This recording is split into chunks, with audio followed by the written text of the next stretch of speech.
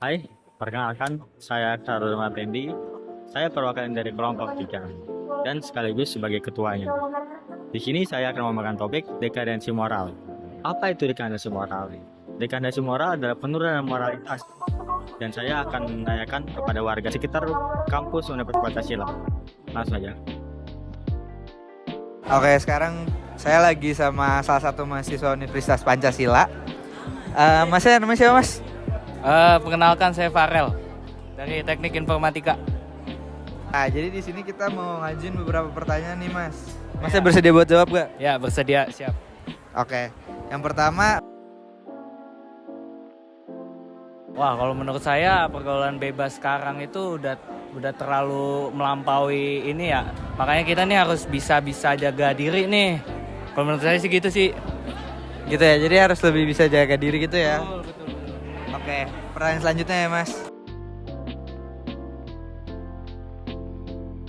Waduh, kalau menurut saya sih hedon itu pengaruh media sosial ya.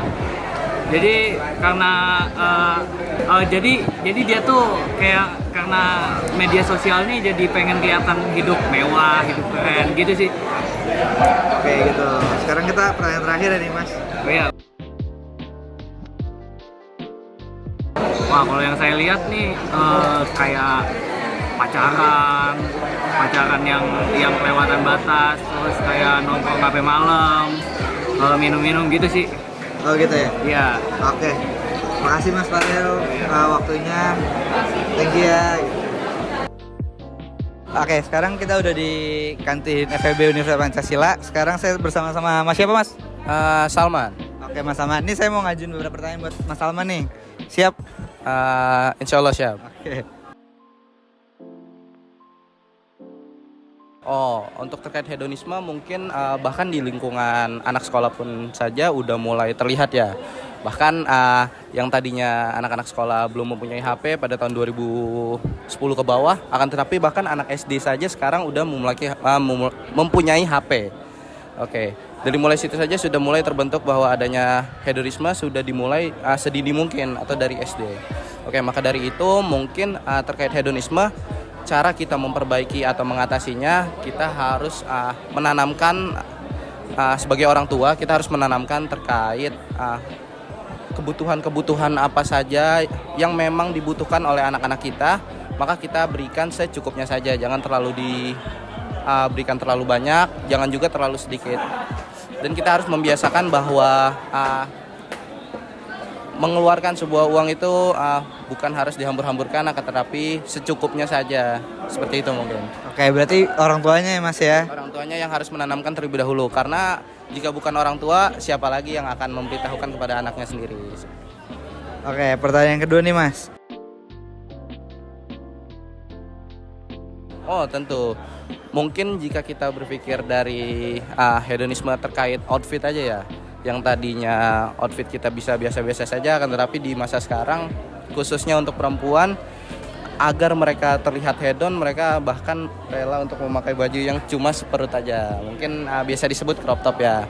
Nah, itu salah satu contoh bahwa hedonisme dapat mempengaruhi terkait budaya kehidupan, seperti itu. Oke, sekarang pertanyaan ketiga nih, Mas. Oh, menurut saya mungkin nggak selalu tentang lemahnya budaya Islam, akan tetapi minimnya pembelajaran atau ajaran dari orang tua atau bahkan anaknya sendiri yang mulai menjauhi diri dari budaya Islam itu sendiri. Akan tetapi anak-anak tersebut lebih memilih atau lebih tertarik terkait budaya-budaya hedonisme yang dimana pastinya akan terlihat jauh lebih fancy, lebih culture, dan lebih membutuhkan terkait kebutuhan Instagram atau Instastory.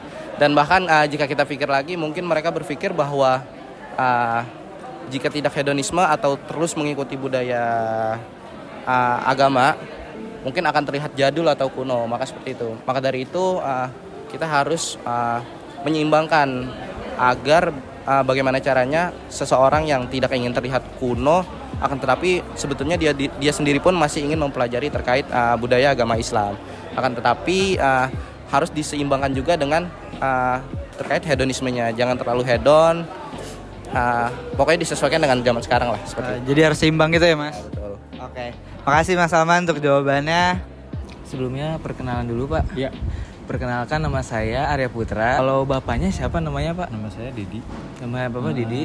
Bagian security. Iya. Saya minta waktunya sebentar Pak. Boleh silakan. Ingin menanyakan tentang isu sosial yang terkait baru-baru ini Pak. Oh iya. Oh ya, untuk pertanyaannya Pak. Kalau menurut saya ini kan di lingkungan sekolah ya. Siapa? Kejadiannya di lingkungan sekolah. Sekolah itu kan tempat menempuh pendidikan. Iya betul Baik Pak. pendidikan secara akademis juga secara moral, ya kan? Iya Pak. Sebenarnya merokok itu sebenarnya kan merokok itu juga kan sebenarnya di tempat umum kan emang juga dilarang kan sebenarnya Iya, sama Pak. pemerintah. Betul. Dan dari segi agama pun ada sebagian yang melarang, kayak umat Islam kan ada yang mengharamkan merokok juga kan. Iya. Walaupun terus terang saya juga perokok. Juga perokok. Tapi kembali lagi ke kejadian isu-isu terakhir yang merebak di media sosial. Kalau bagi saya ya itu suatu kewajaran seorang guru menegur Betul Pak. seorang siswa yang merokok, asal teguran itu sesuai. Sebenarnya kalau misalnya ditegur secara fisik juga dilihat secara fisik, kan fisik itu sebenarnya itu niatnya melukai atau mendidik. Ada kan waktu zaman dulu pun guru-guru sebenarnya ada teguran fisik. Kenapa? Teguran setiap pengajaran itu nggak selalu lewat kata-kata aja. Lewat lisan apa ya? Lewat lisan aja. Kadang nggak kenal lewat lisan. Ada yang secara fisik. Hukuman itu pun sebenarnya juga dalam segi mendidik, ya kan? Iya Segi Pak, benar. mendidik. Tapi niatnya kan bukan melukai. Nah nanti kan kita lihat nih, misalnya yang terjadi. Nah, saya kan juga nggak terlalu mengikuti berita tersebut. Tapi sebenarnya kalau niat gurunya menghukum dengan istilahnya menegur dengan secara fisik, tapi tujuannya untuk mendidik, itu nggak jadi masalah. Dan sebenarnya zaman sekarang udah keterlaluan sih apa viral. Iya Pak. Viral. Iya. Udah sebenarnya udah nggak sesuai dengan moral kita. Sebenarnya itu kan udah dari zaman dulu, kita pendidikan kita begitu kan. Mungkin dari zaman kakek, dari zaman nenek kita. Zaman dulu kan guru ngaji aja tangannya kan Iya. Itu nggak ada yang namanya perlawanan dari murid, apalagi ini perlawanan dengan istilahnya secara publik gitu ya. Iya, dengan mogok sekolah ya Pak ya. Mogok sekolah itu sebenarnya udah nggak pantas. Harus dirubah. Harus ada disebutnya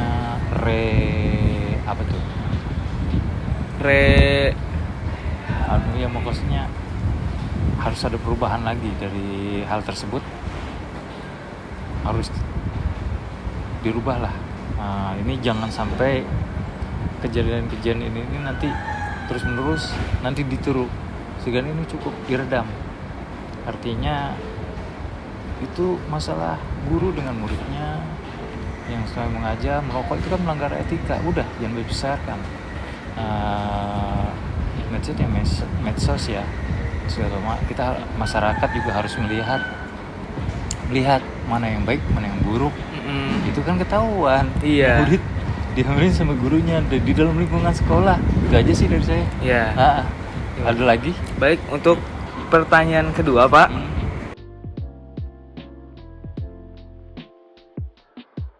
Ya sebenarnya harus kembali ya, pendidikan moral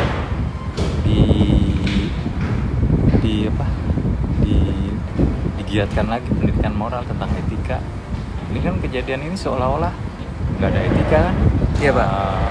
Malah zaman dulu nggak ada yang namanya demo-demo gitu, apalagi kan ketahuan salah. Iya benar Ya, Pak. apalagi ini kan Universitas Pancasila bagi saya masukan aja sih, ya dipertajam lagi kaidah-kaidah moralnya, moral mahasiswanya, balikin lagi kayak dulu aja. Pendidikan moral diperdalam lagi, seperti kayak dulu aja ya, biar nanti moral dan akhlak mahasiswanya lebih baik lagi gitu. Berarti sih. ada pelajaran adab lagi berarti Pak ya? Ada, itu utama. Intelektual tanpa moral nggak ada artinya. Iya Pak, benar. Ilmu tanpa adab kosong ya Pak ya? Kosong, nggak. Itu aja sih pesan saya. Baik Pak. Ada kalau ada lagi boleh. Perkenalkan, ya nama saya Arya. Abangnya dengan abang istri namanya siapa? Nama saya Rian. Ya Bang Rian, saya ingin memberikan beberapa pertanyaan. Pertanyaan pertama,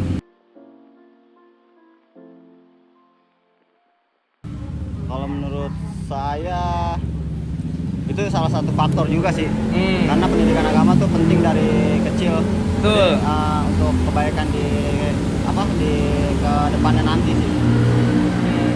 Itu kalau menurut saya sih begitu. itu aja. Nah, Oke, untuk pertanyaan kedua,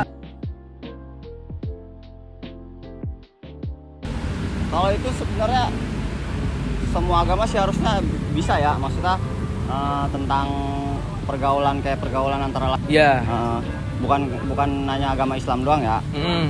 Soalnya kan takutnya terjadi hal-hal yang tidak diinginkan. Iya, gitu. betul. Buat kedepannya. Jadi menurut saya nggak semua tentang agama Islam sih. Jadi harus semua orang sih, ibaratnya semua agama dan semua orang harus membatasi pergaulan, apalagi masih kecil, masih remaja gitu, harus dibatasi lah, jangan sampai keluar jalur. Iya. Oke, untuk pertanyaan ketiga, Mas.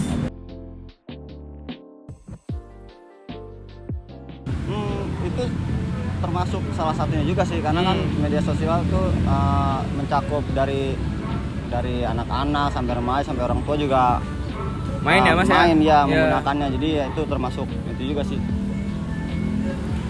Jadi Termasuk faktor lah, faktor ya. faktor untuk itu hedonisme itu. Oke, mungkin itu aja Mas. Oke. Untuk pertanyaannya. Ya. Maaf sebelumnya mengganggu waktunya Mas. Ya. Saya Arya Putra. Ya. Berterima kasih. Sama-sama Mas. Ya, mungkin itu aja. Assalamualaikum warahmatullahi wabarakatuh. Hai semua, sebelumnya terima kasih karena sudah nonton videonya sampai habis. Izinkan saya untuk menyampaikan kesan dan pesan kami terhadap narasumber dan rekan-rekan kami yang sebaya ataupun lebih muda. Kami mengucapkan terima kasih kepada narasumber yang sudah meluangkan waktu dan idenya agar upaya kami dalam membuat video ini telah tuntas. Pesan dari kami untuk rekan kami yang sebaya atau lebih muda adalah untuk menghindari perilaku hedonisme. Hedonisme memperlihatkan kita bagaimana sebagian anak muda mulai terinfeksi untuk hidup berdasarkan pengakuan sosial. Hal ini diperkuat dengan adanya media sosial, yang dimana media sosial adalah jalan tercepat untuk menghubungkan individu ke ranah publik, sehingga membuat perilaku hedonisme semakin marak terjadi di kalangan anak muda. Hal ini berdampak domino dan tak akan ada ujungnya. Oleh sebab itu, kita harus bisa menjaga diri kita dari perilaku hedonisme. Hal tersebut diperparah dengan pergaulan bebas, fenomena yang muncul akibat dinamika sosial modern, hawa nafsu yang tak terbendung, dan tekanan dari kelompok. Oleh sebab itu, kita harus menjaga jiwa, raga, dan rohani agar terhindar dari perilaku-perilaku yang bisa mengurangi kadar moral kita. Sekian kami dari kelompok 3. Atas kekurangannya kami ucapkan maaf sebesar-besarnya. Assalamualaikum warahmatullahi wabarakatuh.